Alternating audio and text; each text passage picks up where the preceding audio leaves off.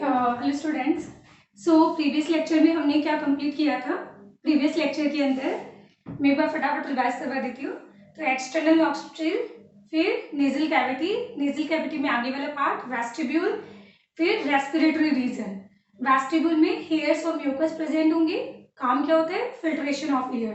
And respiratory reason के अंदर हमने दो चीजें पढ़ी थी। मेम्ब्रेन जो स्मेल को सेंस करता है, name is Schneiderian membrane. And the second is nasal conchae या जिनको बोलते हैं टर्बाइट्स। कितने होते हैं? 3 पेयर्स। कौन कौन से? सुपीरियर कॉन्ची, मीडियन कॉन्ची और सबसे नीचे वाला इंफीरियर कॉन्ची। तो इन टर्बाइट्स का काम क्या होता है? एयर को घुमाने का काम। तो उससे फायदा क्या होगा? ह्यूमिडिफिकेशन एंड टेम्परेचर रेगुलेट करेगा। किसका? एक्सटर्नल एयर का। क्लियर हो गया? फिर हमने पढ़ा था यहाँ पे कि ट्रेकिया का ओपनिंग जो होता है उसको क्या बोला जाता है? ग्लोटिस। एंड डिग्लूटेशन के टाइम खाने को निगलते वक्त इस ट्रेकिया की ओपनिंग ग्लोटिस को कवर कौन करेगा? एपिग्लोटिस कवर करेगा। ठीक है, तो फूड जो है फिर वो आपके विंड पाइप के अंदर एंटर नहीं होगा। ओके, और ईसोफेगस की ओपनिंग को गुलेट बोला जाएगा। एंड ये वाला जो पार्ट जंक्शन होता है जहाँ पे एयर और फूड क्रॉस करते हैं ना, तो इस वाले रीजन को हमने क्या बोला था? फेरिंक्स। ठीक है, फिर यहाँ पे ट्रेकिया प्रेजेंट होता है वेंट्रली लोकेटेड एंड एक ईसोफेगस होगा डॉर्सली लोकेटेड। एंड फिर हमने देखा था कि जहाँ पे ट्रेकिया का स्टार्टिंग होता है वहां प्रेजेंट होता है साउंड बॉक्स, जिसको हम बोलते हैं क्या? लैरिंग्स, जो क्या प्रोड्यूस करेगा? साउंड, जिसका आज हम लोग डायग्राम पढ़ेंगे। और फिर हमने पढ़ा था ट्रेकिया और ब्रोंकाई, तो वहां पे प्रेजेंट होते हैं सी शेप्ड की कार्टिलेज रिंग, जिनका काम क्या होता है? ये एक्सपायरेशन के टाइम ट्रेकिया और ब्रोंकाई को कोलैप्स नहीं होने देगा। क्लियर हो गया? और ये कैसी होती है? ये जो रिंग होती है इनकम्प्लीट रिंग होती है from dorsal side, but ventral side से कैसी होगी? कंप्लीट होगी। ऐसा क्यों? क्योंकि ईसोफेगस के अंदर फूड जाएगा तो वहां पे ईसोफेगस को फ्लेक्सिबल होना चाहिए, तो उसको स्पेस प्रोवाइड करेगा फॉर फ्लेक्सिबिलिटी। ठीक है, ये क्या होगा? Incomplete side of C ring. इतना क्लियर हो गया? बस हमने इतना ही पढ़ा था। तो बताओ रिवाइज करने में कितना टाइम लगा? तो फटाफट वापस ऐसे रिवीजन करते रहा करो, है ना। चलो अब हम लोग नेक्स्ट पढ़ने वाले क्या? यहाँ पे लैरिंग्स के बारे में, साउंड बॉक्स के बारे में। तो जब हम लोग क्या बनाते हैं? यहाँ पे साउंड बॉक्स बनाते हैं ना, और साउंड बॉक्स को हम लोग क्या बोलते हैं? This is लैरिंग्स। अच्छा, एक क्वेश्चन मेरा ये है कि जो फिश होती है उसके लंग्स नहीं होते हैं ना, और फिश पानी के मतलब ऑक्सीजन कहाँ से लेती है? पानी के अंदर जो डिजोल्व ऑक्सीजन होता है, तो वो पानी पीती है और फिर गिल्स से उनको वापस निकाल देती है। तो गिल्स के अंदर क्या होता है? मतलब माउथ से जो वाटर एंटर हुआ था उसके अंदर थी डिजोल्व ऑक्सीजन, तो वो क्या करेगी? गिल्स के अंदर उसको गैसेस एक्सचेंज करेगा, एंड जो डीऑक्सीजनेटेड जो वाटर है, वाटर के अंदर वो CO2 डंप कर देगा और फिर वो वाटर गिल से बाहर निकल जाएगा। तो नाउ क्वेश्चन मेरा ये है कि फिशेस के अंदर नॉस्ट्रिल होते या नहीं होते? होते। तो फिर काम क्या है वहां? जबकि फिश तो लंग्स के थ्रू रेस्पायर नहीं करती है, मीन्स ब्रीथ नहीं करती है। स्मेल के लिए नाक का खाली एक काम नहीं होता है कि गैसेस को इंटेक करना या एक्सहेल करना, उसका एक काम होता है क्या? स्मेल को सेंस करना। एंड स्मेल जो होता है वो प्रोटेक्शन के लिए बहुत ही इंपॉर्टेंट होता है। ठीक है, तो फिशेस के अंदर नाक का सिर्फ एक ही काम होता है क्या? प्रोटेक्शन करना, और सॉरी स्मेल को सेंस करना। तो उसमें सिर्फ इंटरनल नॉस्ट्रिल नहीं होते क्योंकि लंग्स तक लेके ही नहीं जाना है ना एयर। तो फिशेस के अंदर इंटरनल नॉस्ट्रिल क्या होगा? अपसेंट होगा। ठीक है, तो आप इसको बढ़िया से नोट डाउन कर लो। अब हम लोग डायग्राम बनाने जा रहे हैं क्या? साउंड बॉक्स या फिर लैरिंग्स का। तो ये बना किसका होता है? ये बना होता है कार्टिलेज का। तो यहाँ पे कार्टिलेज टोटल कितनी होती है? टोटल कार्टिलेज तो इसके अंदर 3 और 3 6 9 होती है। टोटल कितना होगा? 9, जिसके अंदर 3 पेयर जो होता है, मतलब 3 कार्टिलेज पेयर्स के फॉर्म में होगी और 3 कार्टिलेज अनपेयर्ड फॉर्म के अंदर होगी। चलो डायग्राम देखते हैं पहले। तो आपका यहाँ पे एक बोन प्रेजेंट होता है जो बोट लाइक होता है, जैसे पानी में नाव होती है ना, बोट, तो बिल्कुल वैसा एक बोट शेप बोन होती है, इस बोन को बोला जाता है हायोइड बोन या फिर बोला जाता है टंग बोन। तो आपकी जो टंग है ना, तो टंग के नीचे वाला जो फ्लोर है, इस फ्लोर के अंदर जो बोन्स होती है इसको बोला जाता है हायोइड बोन। ठीक है, तो ध्यान रखिएगा ये भी। तो ये कैसे शेप की होती है, मैंने जस्ट अभी बोला था कि ये बोट शेप की होती है। तो ये हमने यहाँ पे बना दिया बोट शेप हायोइड बोन। और हायोइड बोन या फिर इसको बोला जाता है क्या, टंग बोन। टंग बोन समझे होगी ना, मतलब ये फ्लोर ऑफ टंग पे प्रेजेंट होती है। पर ध्यान रखना ये मैं बोन्स का नाम लिख रही हूँ। अब शायद हमने पहले कभी पढ़ा था एपिग्लोटिस के बारे में। हाँ जी, तो ये क्या हो गया, दिस इज एपिग्लोटिस, जिसको मैं आगे जाके लिखूंगी लिड ऑफ बॉक्स। तो ये जो साउंड बॉक्स होता है ना, इसको ऊपर से बंद करने का काम किसका होता है, तो आपने पढ़ा भी था कि ग्लोटिस को बंद कौन करता है, तो आप लोगों ने पढ़ा था एपिग्लोटिस। ठीक है, नाउ इसके अंदर थर्ड यहाँ पे कार्टिलेज प्रेजेंट होता है, दैट इज हायोइड कार्टिलेज। तो ये शायद आपको ब्लू कलर से दिख रहा होगा।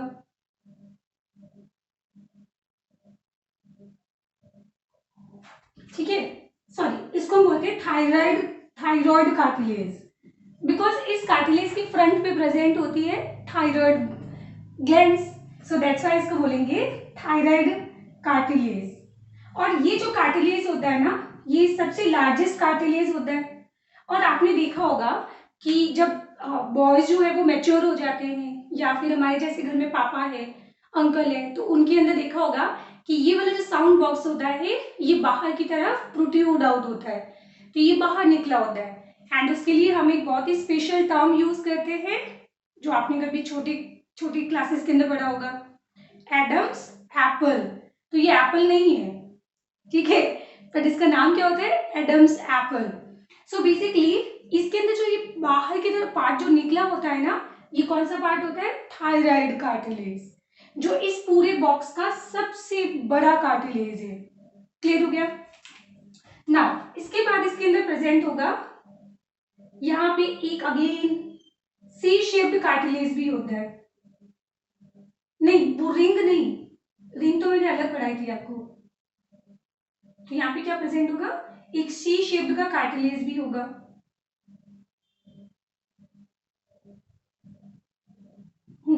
और इसको बोलते हैं हम लोग क्रिकॉइड। ये मैं डायग्राम अभी आपको सारा याद करवा दूंगी, टेंशन मत लो। तो इसको बोला जाएगा क्या, क्रिकॉइड कार्टिलेज। तो ये कैसा दिखाई दे रहा है, सी शेप्ड। तो इसका स्पेलिंग भी कहां से स्टार्ट हो रहा है, सी से स्टार्ट हो रहा है, तो ये हो जाएगा क्रिकॉइड। तो ये होता है क्या, सी शेप्ड कार्टिलेज। और ये जो क्रिकॉइड होता है, इस क्रिकॉइड के ऊपर यहाँ पे एक पिरामिड शेप की और कार्टिलेज होती है, जो छोटी छोटी होती है। कैसी, पिरामिड शेप्ड छोटी छोटी और कार्टिलेज होती है, जिसको बोलते हैं एरिटिनॉइड। एरिटिनॉइड बोलते हैं। और इस एरिटिनॉइड के ऊपर और बहुत छोटी छोटी आपको और कार्टिलेज भी मिलेगी। टेंशन मत लो, अभी सब याद हो जाएगी। और इसको हम लोग बोलते हैं क्या, अरे क्या नाम है इसका, मैं खुद ही अभी मुझे याद आ जाएगा। ठीक है, तो ये कार्टिलेज हो गया। अब इन सारे स्ट्रक्चर को यहाँ पे ज्वाइन करेगा कौन, मेम्ब्रेन। तो ये जो मेम्ब्रेन है ना, ये मेम्ब्रेन इसको पूरा यहाँ पे बाइंड करके रखेगी।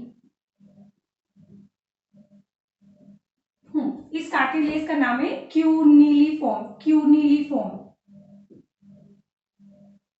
तो ये हो जाएगा यहाँ पे क्या, क्यूलिनिफॉर्म कार्टिलेज। चलो, तो ये समझ आ गया। मैं वापस बता रही हूँ डायग्राम। तो देखो, हमने एक तो बनाया यहाँ पे हायोइड बोन, जो बोट शेप थी, वो इसका पार्ट नहीं है बेटा। ठीक है, अब इसके ऊपर हमने बनाया था यहाँ पे क्या, एपिग्लोटिस। फिर यहाँ पे बनाया था मैंने कौन सी, थायराइड, थायराइड कार्टिलेज हो गया। फिर थायराइड कार्टिलेज के नीचे यहाँ पे एक सी शेप्ड और कार्टिलेज होता है, जिसको बोला जाता है क्रिकॉइड। और क्रिकॉइड के ऊपर आपने पिरामिड शेप की छोटी छोटी वो ना कार्टिलेज देखी होगी, इनको बोलते हैं एरिटिनॉइड। और एरिटिनॉइड के ऊपर अगेन आपको बहुत ज्यादा छोटी सी और मिलेगी, कौन सी, क्यूलिनिफॉर्म। क्लियर हो गया। और इन सबको यहाँ पे ज्वाइन करेगा कौन, ये मेम्ब्रेन। एक काम करो, फिर वापस डायग्राम बनाओ इसका। पहले वीडियो पॉज करो और इस डायग्राम की प्रैक्टिस करो, फिर मैं आपको आगे पढ़ाती हूँ। जल्दी बनाओ, 2 बार डायग्राम बनाओगे पहले आप।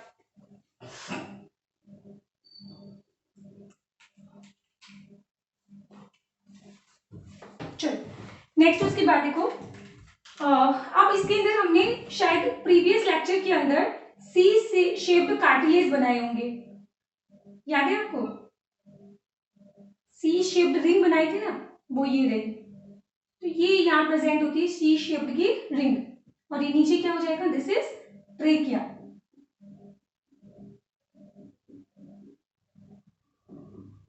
ये यहाँ पे हो जाएगा क्या, ट्रेकिया। तो वापस अगर मैं इस साउंड बॉक्स की बात करूं तो इसके अंदर ये सारे स्ट्रक्चर किसके बने होते हैं, तो ये बने होते हैं कार्टिलेज के। तो इसके अंदर टोटल कार्टिलेज का नंबर कितना होता है, तो टोटल नंबर यहाँ पे होता है 9। बट इसमें हमने बोला था कि 3 पेयर्स के फॉर्म में होती है कार्टिलेज, है ना, और 3 कार्टिलेज जो होगी वो अनपेयर्ड होती है। 3 कार्टिलेज यहाँ पे हो जाएगी कैसी, अनपेयर्ड। चलो नाम लिखते हैं।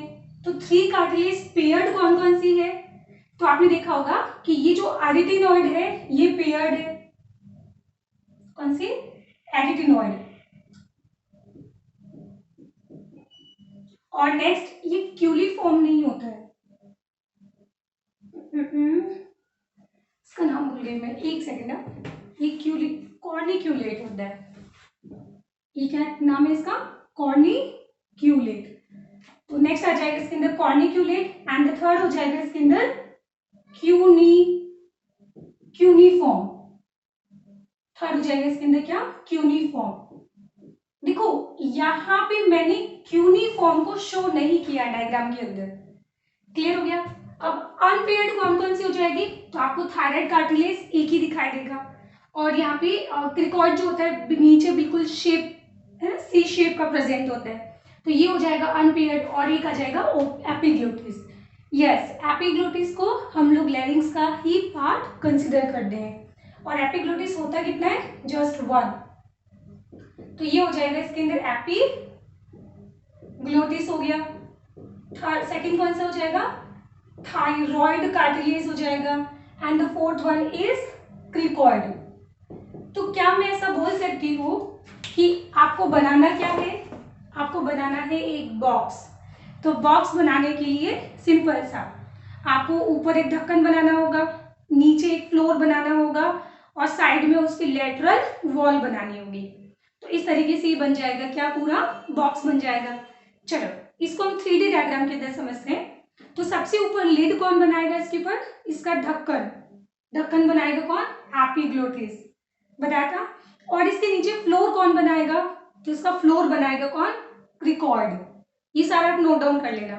तो क्रिकॉइड क्या बना रहा है, इसका फ्लोर बना रहा है। और इसका जो लेटरल साइड है, मतलब इसका जो फ्रंट है, तो इसका फ्रंट वाला पार्ट और लेटरल पार्ट, क्योंकि मैंने बोला था कि थायराइड कार्टिलेज बहुत बड़ी होती है, तो ये इसका फ्रंट भी बनाएगा एंड प्लस इसकी साइड भी बनाएगा। ठीक है, अब बचा क्या, पीछे वाला पार्ट। तो यहाँ पे पीछे प्रेजेंट होती है ये वाली कौन सी, एरिटिनॉइड, और एरिटिनॉइड के जस्ट ऊपर प्रेजेंट होती है कौन सी, कॉर्निक्यूलेट। और इस डायग्राम के अंदर ये वाली क्यूनिफॉर्म सबसे छोटी कार्टिलेज होती है, जिसको मैंने यहाँ पे डायग्राम नहीं बनाया। वापस देखो इधर, ऊपर की तरफ एपिग्लोटिस, नीचे की तरफ सी शेप्ड क्रिकॉइड जो क्या बना रहा है, इसका फ्लोर। फिर इसका बैक साइड कौन बना रहा है, तो पिरामिड शेप एरिटिनॉइड, और एरिटिनॉइड के ऊपर क्या प्रेजेंट होगा, कॉर्निक्यूलेट, और इसका फ्रंट और लेटरल कौन बनाएगा, थायराइड कार्टिलेज। वापस देखो इधर, ऊपर की तरफ लिड एपिग्लोटिस, फिर नीचे फ्लोर क्रिकॉइड, फिर पीछे की तरफ एरिटिनॉइड, एरिटिनॉइड के ऊपर कॉर्निक्यूलेट, और आगे फ्रंट और लेटरल कौन बना रहा है यहाँ पे, थायराइड कार्टिलेज। समझ आ गया, तो इसको नोट डाउन कर लो ऐसे। ठीक है, वीडियो पॉज करो और जल्दी से इसकी प्रैक्टिस करो पहले। ठीक है, फिर आगे चलते हैं हम लोग। तो ध्यान रखना, इसके अंदर जो सबसे लार्जेस्ट कार्टिलेज होता है ये कौन सा होगा? Thyroid cartilage. और ये मतलब इन मेल्स ये क्या होता है, यहाँ पे प्रोट्रूड आउट हो जाता है, मतलब बाहर निकला हुआ होता है, और इसको हम लोग बोलते हैं क्या? Adam's apple. तो ये तो हमने बना दिया क्या? Sound box. अब इस साउंड बॉक्स के अंदर क्या प्रेजेंट होते हैं? तो आपने सुना होगा वोकल कॉर्ड्स प्रेजेंट होते हैं। तो वोकल कॉर्ड्स होते कितने? 2 होते हैं भाई। जैसे गिटार होता है ना, तो गिटार में टोटल 6 स्ट्रिंग्स होती है ना, तो बिल्कुल वैसे ही तो उन स्ट्रिंग्स को जब हम लोग वाइब्रेट करवाते हैं ना, तो साउंड प्रोड्यूस होता है। तो एग्जैक्टली सेम चीज इस बॉक्स के अंदर भी क्या होती है? टोटल 4 वोकल कॉर्ड होते हैं। अगर मैं शॉर्ट में बोलूं तो 2 पेयर्स होते हैं, और ये 2 पेयर्स इस तरीके से होते हैं। कैसे? एक पेयर अपर होगा और एक पेयर लोअर होगा, बट अपर वाला जो पेयर है वो कुछ काम का नहीं होता है, वो साउंड प्रोड्यूस करने में काम नहीं करता है। तो एक्चुअली ट्रू वोकल कॉर्ड जो है वो कौन सा होता है? नीचे वाला होता है। अब ये प्रेजेंट कैसे होता है? तो अभी मैंने आपको 3D डायग्राम बताया था ना, वापस देखो कौन सा? ऊपर की तरफ एपिग्लोटिस, नीचे क्रिकॉइड, फ्रंट और lateral thyroid cartilage, and the back side is arytenoid. Arytenoid के ऊपर कॉर्निक्यूलाई एंड कॉर्निक्यूलेट, और मैंने इसके अंदर क्यूनिफॉर्म शो नहीं किया है, जो सबसे छोटा कार्टिलेज होता है। इतना क्लियर हुआ? अब इसके अंदर आपने पीछे क्या देखा था? एरिटिनॉइड। आगे क्या देखा था? थायराइड। अब इसका लेटरल व्यू देखो, एक तो लेटरल व्यू, और इसको ऊपर से देखेंगे हम, मतलब बॉक्स को ऊपर से। एपिग्लोटिस हटा दो तो आप नोटिस करोगे कि यहाँ पे जो वोकल कॉर्ड्स होते हैं वो अटैच्ड होते हैं एरिटिनॉइड टू थायराइड। कैसे अटैच्ड होंगे? एरिटिनॉइड टू थायराइड। तो अगर मैं इसका डायग्राम कुछ ऐसे बनाऊं, तो ये मान लो फ्रंट व्यू हो गया किसका? थायराइड। तो दिस इज थायराइड कार्टिलेज। और पीछे बैक साइड कौन बना रहा है? यहाँ पे बैक साइड बनाएगा कौन? एरिटिनॉइड। एंड एरिटिनॉइड हमने क्या बोला था कि कैसी शेप की होती है? पिरामिड शेप्ड होती है। और इन एरिटिनॉइड्स के ऊपर प्रेजेंट होता है क्या? कॉर्निक्यूलेट। बताओ कितना सिंपल है।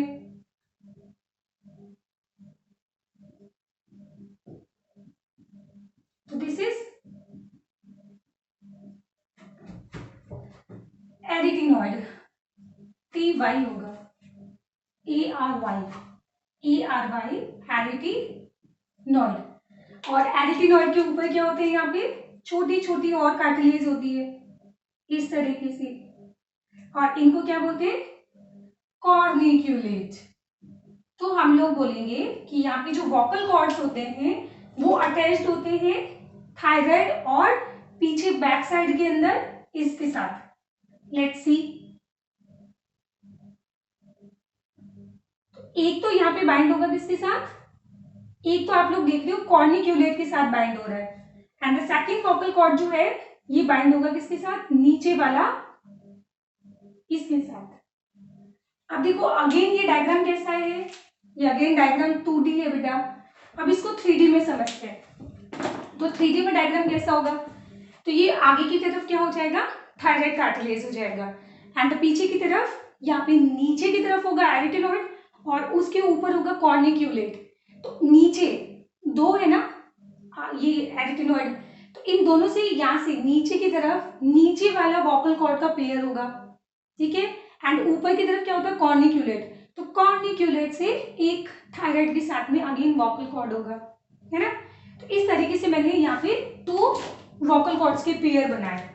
2 पेयर्स प्रेजेंट होंगे, 2 ऊपर की तरफ, 2 नीचे की तरफ। बट नीचे वाला काम का होता है, ऊपर वाला काम का नहीं होता है।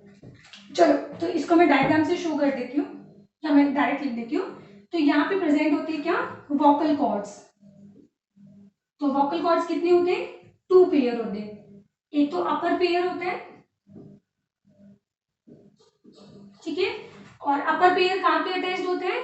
कॉर्निक्यूलेट और थायराइड के साथ में, और लोअर पेयर एरिटिनॉइड और थायराइड के साथ में, तो लोअर पेयर होगा। तो एक्चुअली इनको बोला जाता है ट्रू वोकल कॉर्ड। क्योंकि साउंड प्रोड्यूस करने का काम किसका होता है, इनका होता है।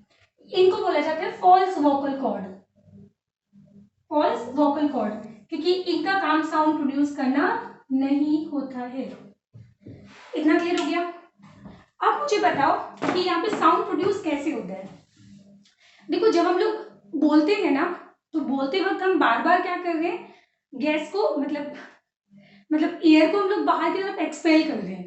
तो जब हम लोग हवा को बाहर की तरफ छोड़ते हैं ना, तब हमारे क्या होते हैं, इन वोकल कॉर्ड्स के अंदर होता है वाइब्रेशन, और वाइब्रेशन से क्या प्रोड्यूस होता है, साउंड प्रोड्यूस होता है।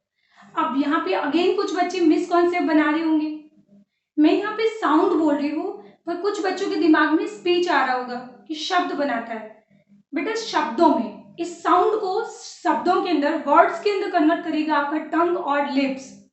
एक काम करो, आप बिना टंग्स को, बिना लिप्स को हिलाए वर्ड्स बना के बताओ, ठीक है। तो ये जो साउंड होता है ना, तो ये सिर्फ साउंड बॉक्स साउंड प्रोड्यूस करता है, बट इस साउंड्स को स्पीच में कौन कन्वर्ट करेगा, वर्ड्स के अंदर कौन कन्वर्ट करेगा, तो आप आंसर देंगे क्या, टंग और लिप्स। तो टंग का एक और काम आपको समझ आ गया होगा, और लिप्स का काम है ना, तो इनका काम होता है वर्ड्स को मतलब साउंड को स्पीच में या वर्ड्स के अंदर ना कन्वर्ट करना। ये क्लियर हो गया। तो ये कहानी थी सिंपल सी साउंड बॉक्स के बारे में। एक बार लास्ट में वापस देख लेते हैं। तो डायग्राम नहीं देखो, इधर देखो, सब लोग अपने डायग्राम बनाओ, जल्दी हाथ उठाओ और डायग्राम बनाओ। तो सबसे ऊपर एपिग्लोटिस, सबसे नीचे क्रिकॉइड, फिर आगे फ्रंट और लेटरल थायराइड कार्टिलेज, ये पूरा, एंड द बैक साइड में एरिटेनॉइड, एरिटेनॉइड के ऊपर कॉर्निक्यूलेट, और इसमें हमने क्यूनिफॉर्म शो नहीं किया है, ठीक है। तो इस तरीके से हम बोलेंगे कि यहाँ पे एरिटेनॉइड, AYARY, तो यहाँ पे एरिटेनॉइड, कॉर्निक्यूलेट और क्यूनिफॉर्म, क्यूनिफॉर्म को हमने शो नहीं किया है। ये तीनों कार्टिलेज कैसी होती है, पेयर्स के फॉर्म में प्रेजेंट होती है, बट 3 कैसी होती है, अनपेयर्ड। तो इनका नंबर कितना है, 1 है ना, तो 1 1 1, तो टोटल कितना हो गया 3, और ये कितने हो जाएंगे 2 2 2, तो कितने हो जाएंगे 6, तो 6 + 3, 6 + 3 9। तो यहाँ पे हम बोलेंगे कि साउंड बॉक्स के अंदर टोटल 9 कार्टिलेज प्रेजेंट होते हैं, ठीक है। अगर मैं आपसे बोलूं कि ये साउंड बॉक्स मैं कार्टिलेज का ना बना के बोन्स का बना दूं, तो क्या होगा, सोचो सोचो सोचो। अगर मैं इसको, तो तुम बोलोगे कि फिर हम बोल ही नहीं पाएंगे। नहीं, साउंड प्रोड्यूस करने का काम तो वोकल कॉर्ड्स का होता है। यहाँ पे वोकल कॉर्ड्स को मैं कार्टिलेज के साथ बाइंड ना करके यहाँ पे मैं बाइंड कर दूं बोन्स के साथ, तो क्या फर्क पड़ेगा उससे। बेटा कार्टिलेज जो होता है वो फ्लेक्सिबल होता है, तो जब आपको जोर से चिल्लाना होता है और आपको धीरे बोलना होता है, तो उस टाइम क्या होता है कि ये जो आपका साउंड बॉक्स होता है ये फ्लेक्सिबल होता है, तो ये आपको फ्लेक्सिबिलिटी प्रोवाइड करता है। बट वहीं पे अगर कार्टिलेज बोन्स का बना होगा तो आपकी बोलने का जो मतलब लेवल होगा ना, फ्रीक्वेंसी, वो कांस्टेंट रहेगी, वो आप चेंज नहीं कर पाएंगे, ठीक है। तो इसलिए हम लोग बोलते हैं कि ये बना होता है कार्टिलेज का।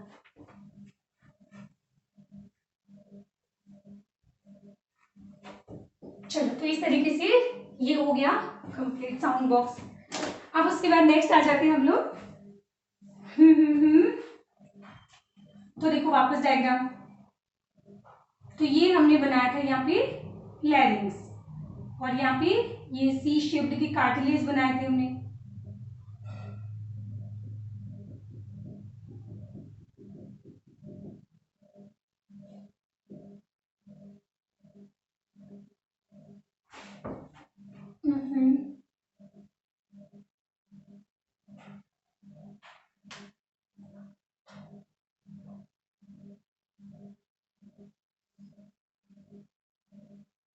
तो देखिए ये चीज क्या हो जाएगा, दिस इज ट्रेकिया, ये तो सबको पता है ना बेटा, और इसकी जो ब्रांचेस बन रही है उसको क्या बोलेंगे हम, ब्रोंकाई।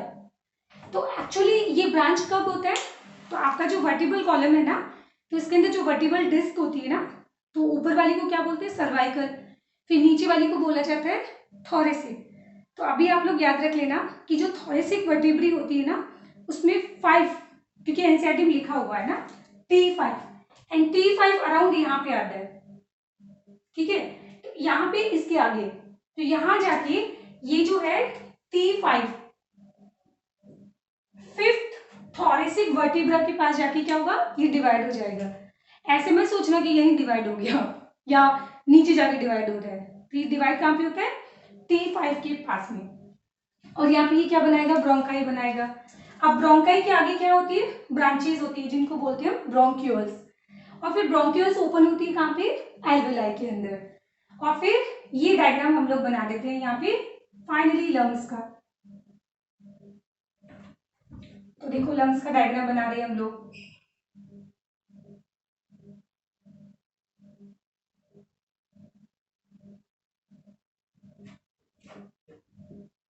तो क्या मुझे बताओ, आपके जो लंग्स होते हैं दोनों एग्जैक्टली इक्वल साइज के होते हैं क्या? नहीं। तो ये वाला आपका लंग्स होता है कौन सा, लेफ्ट वाला, और ये वाला लंग्स होता है कौन सा, राइट वाला। अब यहाँ पे कुछ बच्चों को प्रॉब्लम होती होगी कि मैडम आप तो लेफ्ट ही हो, पता है ना, मैं लेफ्ट से लिखती हूँ, तो ये वाला लेफ्ट होना चाहिए ना और ये राइट होना चाहिए, आप उल्टा नहीं लिख रहे हो। तो एक चीज सुनो, आप जब ट्रीटमेंट करते हो ना, तो आप ट्रीटमेंट किसका करते हो, पेशेंट का करते हो कि अपना करते हो, पेशेंट का करते हो ना, तो आप लेफ्ट राइट किसका कंसीडर करोगे, तो आप लेफ्ट राइट पेशेंट के अकॉर्डिंग कंसीडर करेंगे। समझ आया? तो पेशेंट का ये वाला लेफ्ट है और ये पेशेंट का राइट है। क्लियर? चल अब यहाँ पे इसके अंदर इन दोनों लंग्स के बीच में एक स्पेस प्रेजेंट होता है और इस स्पेस को हम लोग बोलते हैं मीडियास्टिनम। और ये मीडियास्टिनम जो स्पेस होता है, ऑफ कोर्स यहाँ पे कौन प्रेजेंट होता है, हमारा दिल। तो यहाँ पे क्या प्रेजेंट होता है, हार्ट प्रेजेंट होता है। और बेसिकली हार्ट एग्जैक्टली मिड में होता है बट हल्का सा टिल्टेड होता है, और ये टिल्टेड किस तरफ होता है, लेफ्ट की तरफ होता है, ठीक है। तो ये क्या दिखाई दे रहा है आपको, हल्का सा टिल्टेड दिखाई दे रहा है ना, तो इसका मतलब ये हो गया कि लेफ्ट वाला जो लंग्स होता है इसके अंदर एक छोटा सा गड्ढा भी होगा, और इस गड्ढे के अंदर क्या होता है, हमारा जो टिल्टेड हार्ट होता है ना वो यहाँ प्रेजेंट होता है। सो दैट्स व्हाई इसको मैं क्या बोलूंगी, नॉच। बायोलॉजी में कभी भी अगर टर्म आता है नॉच तो इसका मतलब होता है गड्ढा, ठीक है। और बेसिकली यहाँ पे प्रेजेंट होता है हमारा टिल्टेड हार्ट, तो हार्ट का जो टिल्ट वाला पोर्शन होता है वो यहाँ प्रेजेंट होता है, तो इसको बोला जाएगा कार्डियक नॉच। तो इस तरीके से ये हमारा हो जाता है लेफ्ट लंग्स और ये हो जाएगा राइट वाला लंग्स। अब चलो लंग्स के ऊपर मेम्ब्रेन के बारे में बात करते हैं हम लोग, ठीक है। लंग्स के ऊपर हम लोग मेम्ब्रेन डिस्कस करने जा रहे हैं। तो लंग्स के ऊपर टोटल मेम्ब्रेन कितनी होती है, 2, और लंग्स की मेम्ब्रेन को बोला जाता है प्लूरा। लंग्स की मेम्ब्रेन को क्या बोला जाता है, प्लूरा। तो आपको यहाँ पे कितनी प्लूरा दिखाई दे रही है, तो मैंने यहाँ पे 2 प्लूरा बनाई है, एक तो outer pleura and the second one is inner pleura. Outer pleura को बोला जाएगा पैराइटल प्लूरा, आउटर को क्या बोला जाएगा, पैराइटल प्लूरा, और inner one is visceral pleura, visceral pleura. अब एक काम करो, बायोलॉजी में अगर कभी भी टर्म आता है विसरल, फॉर एग्जाम्पल लिखा था विसरल ऑर्गन, तो विसरल का मतलब होता है इंटरनल। जैसे आपका इंटेस्टाइन हो गया, स्टमक हो गया, है ना, लंग्स हो गया, तो ये सारे ऑर्गन कैसे होते हैं, इंटरनल ऑर्गन होते हैं, और इन इंटरनल ऑर्गन को हम बोलते हैं विसरल ऑर्गन। तो यहाँ पे मैंने लिखा है विसरल प्लूरा, तो विसरल मतलब इंटरनल प्लूरा, एंड प्लूरा मतलब लंग्स की कवरिंग। अच्छा, इन दोनों लंग्स की मेम्ब्रेन जो है ना, तो इन मेम्ब्रेन के बीच में यहाँ पे प्रेजेंट होता है फ्लूइड, और इस फ्लूइड को बोला जाता है pleural fluid. End of course इस प्लूरल फ्लूइड का काम क्या होता है, प्लूरल फ्लूइड का काम क्या होगा, ये लंग्स को ड्राई नहीं होने देता है, एंड लंग्स जब क्या होंगे, एक्सपांड होंगे, तो कहीं लंग्स रिब्स के साथ टकरा ना जाए, तो ये शॉक एब्जॉर्बर भी होता है। तो इन दोनों मेम्ब्रेन के बीच में जो फ्लूइड फिल्ड होता है उसका मेन काम होता है शॉक एब्जॉर्बर, और दूसरा काम होता है उसका लंग्स को ड्राई नहीं होने देगा। क्लियर हो गया? अच्छा, अब हम पढ़ते हैं कि यहाँ पे हमारे अंदर प्रेजेंट होती है क्या, डायाफ्राम। तो हमारा जो बॉडी है ना, तो इसके बीच में यहाँ पे जैसे अम्ब्रेला होता है ना, बंद नहीं खुला, तो जब अम्ब्रेला खुला हुआ होता है ना तो बिल्कुल वैसा ही हमारे यहाँ पे पूरा एक अम्ब्रेला जैसा एक मसल्स होता है जिसको बोला जाता है डायफ्राम। एंड डायफ्राम प्रेजेंट होना एक मैमेलियन कैरेक्टर है, ये आपको मैमल्स के अलावा कहीं नहीं मिलेगा। तो दिस इज द डायफ्राम। तो अम्ब्रेला लाइक मसल्स है ये, याद रखना। और ये कहाँ प्रेजेंट होता है, इन मैमल्स। तो मैं लिख दूं कि ये मैमेलियन कैरेक्टर है ओनली इन मैमल्स, तो ये मैमेलियन कैरेक्टर हो जाएगा। अब उसके बाद लास्ट, ये आपकी चॉइस है अगर आप याद करना चाहो तो, जो इंपॉर्टेंट है नहीं। देखो ये जो लेफ्ट वाला जो लंग्स होता है ना, ये दो पार्ट में डिवाइडेड होता है। तो इसमें कितने लोब होते हैं, आपको दो लोब्स दिखाई देंगे। एक हो जाएगा सुपीरियर लोब और नीचे वाला हो जाएगा कौन सा, इंफीरियर लोब्स। सिंपल। अब यहाँ पे क्या होता है, यहाँ पे टोटल आपको 3 लोब्स दिखाई देंगे। एक हो जाएगा सुपीरियर लोब, बीच वाला हो जाएगा मीडियन लोब और सबसे नीचे वाला हो जाएगा इंफीरियर लोब। तो मतलब जो राइट वाला लंग्स होता है उसके अंदर 3 लोब्स होते हैं एंड लेफ्ट वाले के अंदर कितने होते हैं, 2 लोब्स होते हैं, सुपीरियर और इंफीरियर। डायग्राम ऐसा बनाना था मुझे, इस तरीके से। क्लियर हो गया? तो इतना ही हमको पढ़ना था किसके बारे में, लंग्स के बारे में। अच्छा, एक चीज और मुझे जो बतानी थी कि हमारा ये ऊपर वाला, देखो होता है कि हमारे एग्जैक्टली यहाँ पे प्रेजेंट होता है डायफ्राम, है ना। तो डायफ्राम की वजह से हमारी जो अंदर वाली इंटरनल जो कैविटी है ना, वो 2 पार्ट में डिवाइड हो गई। अब ऊपर वाले हिस्से को बोला जाएगा थोरेसिक कैविटी, जिसमें आपका लंग्स प्रेजेंट होता है, हार्ट प्रेजेंट होता है, थायराइड ग्लैंड प्रेजेंट होती है। तो ये वाला होता है थोरेसिक कैविटी। और डायफ्राम के नीचे वाले पोर्शन को बोला जाएगा एब्डोमेन, तो एब्डोमिनल कैविटी, जहाँ पे आपका स्टमक हो गया, स्प्लीन हो गया, लीवर हो गया, ये इंटेस्टाइन हो गई, ये सारा प्रेजेंट होता है। ठीक है, तो हम लोग बोलेंगे कि ये ऊपर वाला जो थोरेसिक कैविटी होता है ना, इसके अंदर का प्रेशर कैसा होता है, नेगेटिव या पॉजिटिव, दिमाग लगाओ। थोरेसिक कैविटी के अंदर जो प्रेशर होता है वो नेगेटिव होना चाहिए या पॉजिटिव होना चाहिए। अगर मान लो कि पॉजिटिव प्रेशर है, एंड पॉजिटिव मतलब पॉजिटिव मींस प्रेशर है ना। अगर मान लो कि इस लंग्स के बाहर जो कैविटी है और अगर यहाँ पे प्रेशर पॉजिटिव हुआ तो ये क्या करेगा, लंग्स को क्या कर देगा, पिचका देगा ना, क्योंकि लंग्स के ऊपर वो लगाएगा प्रेशर, एंड लंग्स के ऊपर जब प्रेशर लगेगा तो लंग्स क्या हो जाएंगे, पिचक जाएंगे। तो इसका मतलब ये हुआ कि यहाँ पे लंग्स के बाहर ये जो थोरेसिक कैविटी होती है, यहाँ पे प्रेशर होना चाहिए नेगेटिव। नेगेटिव प्रेशर का मतलब जहां प्रेशर कम होता है, वैक्यूम नहीं होता है, प्लीज वैक्यूम मत बना देना। तो यहाँ प्रेशर कैसा होता है, कम प्रेशर होता है। ठीक है, तो प्रेशर जब कम होगा तभी तो क्या हो पाएगा, लंग्स एक्सपांड हो पाएंगे। समझ आया? तो ये पॉइंट ध्यान रखना। तो यहाँ पे, और ये एनसीईआरटी में भी लिखा हुआ है, तो ये आपका होमवर्क है। ठीक है, तो इसको होमवर्क आप पूरा नोट डाउन कर लेना। ठीक है, होमवर्क क्या है आपका, कि आपको नेगेटिव प्रेशर के बारे में लिखना है। तो आपने जैसे वो मूवी देखी होगी ना, जिसमें क्या करते हैं, हीरो को चाकू मार देते हैं, गुंडा आता है और वो हीरो को चाकू मार देता है। तो कभी कभी ऐसा होता है ना कि किसी पर्सन को 4-5 चाकू मार दो फिर भी वो मरता नहीं है, बट कभी कभी तो एक छोटा सा आलपिन मार के आप मार सकते हो उसको। हाँ चलो, मैं आपको मारना सिखा दी हूँ। तो बेसिकली क्या होता है, अगर डायाफ्राम के नीचे अगर चाकू लगा है ना, तो उसमें आपका स्टमक कटेगा, आपका लीवर कटेगा, आपके इंटेस्टाइन कटेगा। जो कुछ नहीं होता है, डॉक्टर क्या करेगा, स्टिचिंग करके उनको वापस ठीक ठाक करके घर भेज देगा। जब तक कि ओवर ब्लीडिंग नहीं हो तब तक कंडीशन ठीक है। तो बहुत ज्यादा ही ब्लीडिंग होगी तो फिर डेथ हो जाती है, बाकी अदरवाइज वो सारा हील हो जाता है। बट अगर मान लो मैंने अभी जस्ट बोला था कि डायाफ्राम के ऊपर यहाँ जो थोरेसिक कैविटी होती है, यहाँ पे प्रेशर होता है नेगेटिव।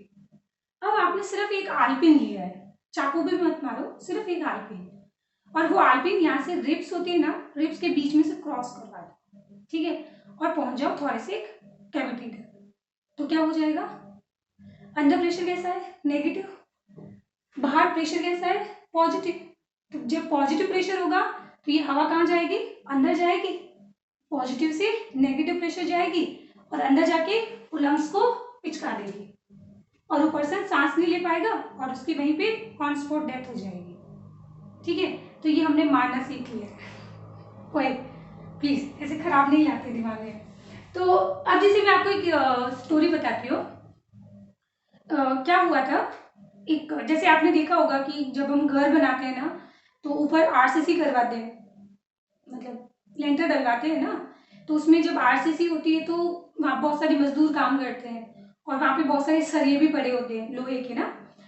तो अगर मान लो कि कभी कोई मजदूर, होता भी रहता है ऐसा ना एक्सीडेंटल, कि मजदूर कभी गिर गया और उसका जो सरिया होता है ना वो यहाँ से चेस्ट से आर पार हो गया। सो बेसिकली मैं बात कर रही हूँ थोरेसिक कैविटी से। तो आपको ऐसा नहीं है कि उसको बचाने के चक्कर में वहां पे सरिया निकाल दो उसका, क्योंकि अगर यहाँ ऊपर बेटा उसको लगा है ना तो अंदर प्रेशर नेगेटिव है, जैसे ही आप उसको निकालोगे हवा एंटर होगी और उसकी डेथ हो जाएगी। तो होता क्या है, उसको विद सरिया उठा के हॉस्पिटल लेके जाओ। ठीक है, तो ये चीज होती है यहाँ पे। तो ये हमने पढ़ा था कि हाँ लंग्स के बारे में।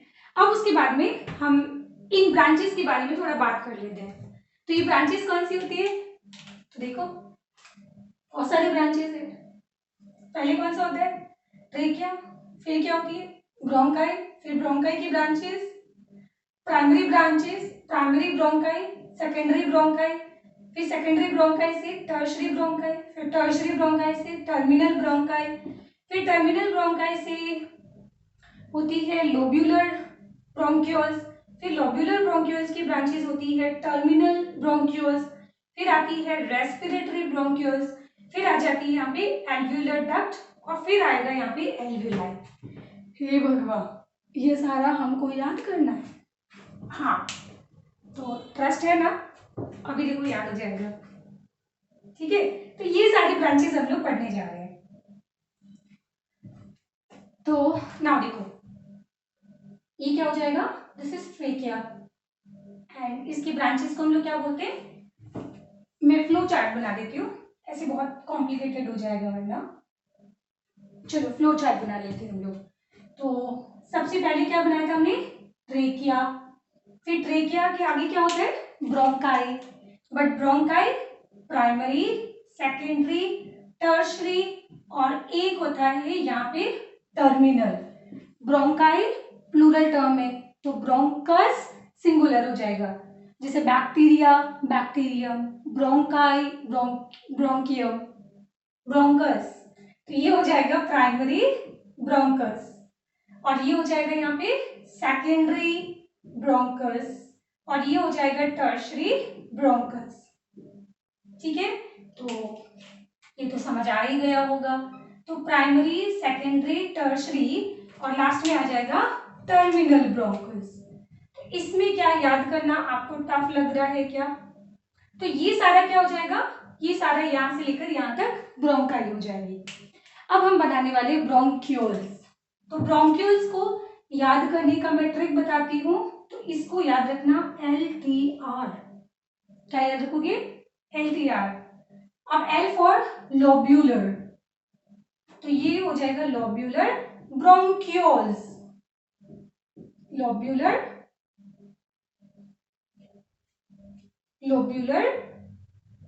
ब्रोंक्यूल्स और ये हो जाएगा टर्मिनल ब्रोंक्यूल्स। ध्यान रखना ये टर्मिनल ब्रोंकस है और ये टर्मिनल ब्रोंक्यूल है और लास्ट आ जाएगा यहाँ पे रेस्पिरेटरी। अब इसको रेस्पिरेटरी क्यों बोलते हैं, अभी रुक जाओ बताते हैं आपको। तो ये हो जाएगा यहाँ पे रेस्पिरेटरी ब्रोंक्यूल्स। तो ये ध्यान रखना, यहां से लेकर यहां तक ये सारे क्या हो गए, ब्रोंक्यूल्स हो गए। तो हो गई याद, प्राइमरी सेकेंडरी टर्शरी टर्मिनल, और उसके बाद LTR, primary secondary tertiary terminal LTR, primary secondary tertiary terminal LTR, primary secondary tertiary terminal LTR, primary secondary tertiary और टर्मिनल ब्रोंकियल, टर्मिनली ब्रोंकियल्स, और फिर उसके बाद में आपको याद रखना है LTR, lobular bronchioles, terminal bronchioles, और आ जाएगा रेस्पिरेटरी ब्रोंकियल्स। अब लास्ट में आ जाएगा यहाँ पे एल्वियोलाई, तो आदि खराब सी बनी है, लास्ट में आ जाएगी यहाँ पे कौन, एल्वियोलाई।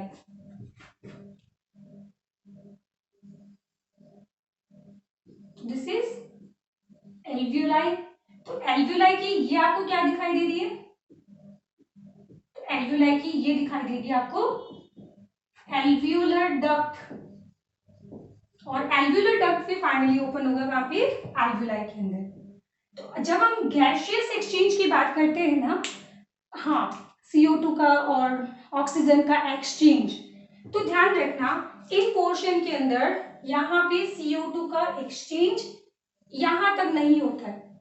नाम क्या लिखा है, रेस्पिरेटरी, बिकॉज गैसेस का एक्सचेंज एक्चुअली स्टार्ट होगा कहां से, रेस्पिरेटरी ब्रोंक्यूल से, एंड यहाँ पे एल्वियोलर ब्रोंक्यूल के अंदर भी गैसियस एक्सचेंज होगा, बट मैक्सिमम गैसियस एक्सचेंज होगा कहां पे, एल्वियोलाई के अंदर। सो इसको बोला जाएगा क्या, कंडक्टिंग जोन, जो सिर्फ एयर को क्या कर रहा है, कंडक्ट कर रहा है, तो दिस इज कंडक्टिंग जोन।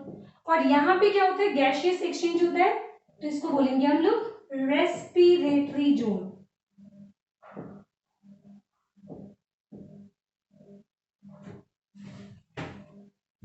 ठीक है, तो समझ आ गया। आप इसको रेस्पिरेटरी जोन क्यों बोल रहे हो, क्योंकि एक्चुअली यहाँ पे आपको मिलेगा गैसियस एक्सचेंज। तो ध्यान रखना, हम लोग बोलते हैं कि गैसियस एक्सचेंज कहाँ पे होता है, एल्वियोलाई के अंदर, बट ध्यान रखिएगा यहाँ पे एल्वियोलाई की डक्ट और रेस्पिरेटरी ब्रोंक्यूल के अंदर शुरू हो जाता है gaseous exchange, but of course maximum कहाँ पे होगा, एल्वियोलाई के अंदर। ठीक है, अब उसके बाद हमने बनाए थे सी शेप्ड कार्टिलेज रिंग बनाए थे ना, तो वो कहाँ होते हैं, तो आपको मैंने शॉर्ट में ऐसा पढ़ाया था कि ट्रेकिया और ब्रोंकाई के अंदर होते हैं। तो trachea, primary bronchus, secondary bronchus, tertiary bronchus, terminal bronchus और लोब्यूलर ब्रोंकस। तो ये जो लोब्यूलर ब्रोंक्यूल्स होते हैं यहां तक प्रेजेंट होती है, इसके अंदर सी शेप्ड कार्टिलेजिनस रिंग यहाँ पे प्रेजेंट होती है। इतना क्लियर हो गया, चलो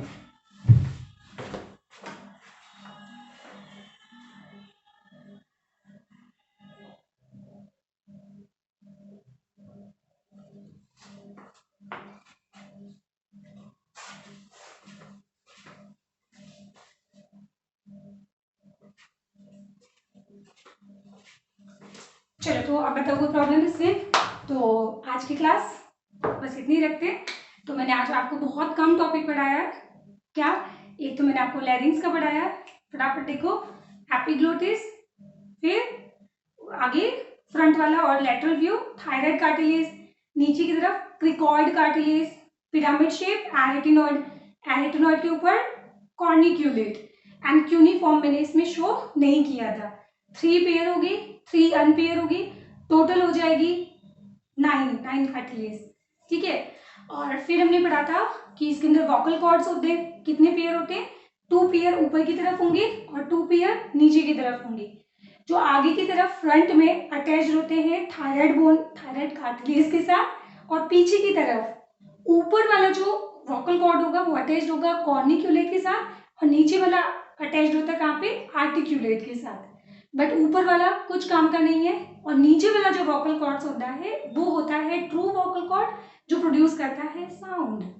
ठीक है, और कार्टिलेज का काम क्या होता है, फ्लेक्सिबल होता है। ठीक है, और फिर हमने जस्ट ये सिंपल इतना सा टॉपिक पढ़ा था, और फिर हमने ये सिंपल सा इतना सा टॉपिक पढ़ा था। तो primary, secondary, tertiary, terminal bronchioles, और लास्ट में आपको याद रखना है LTR। ठीक है ना, चलो तो फिर आज के लिए इतना ही, बाकी आगे नेक्स्ट क्लास में तो क्या बोलना चाहती हूँ, स्माइल करते रहो और पढ़ाई करते रहो। टाटा बाय बाय, जय हिंद।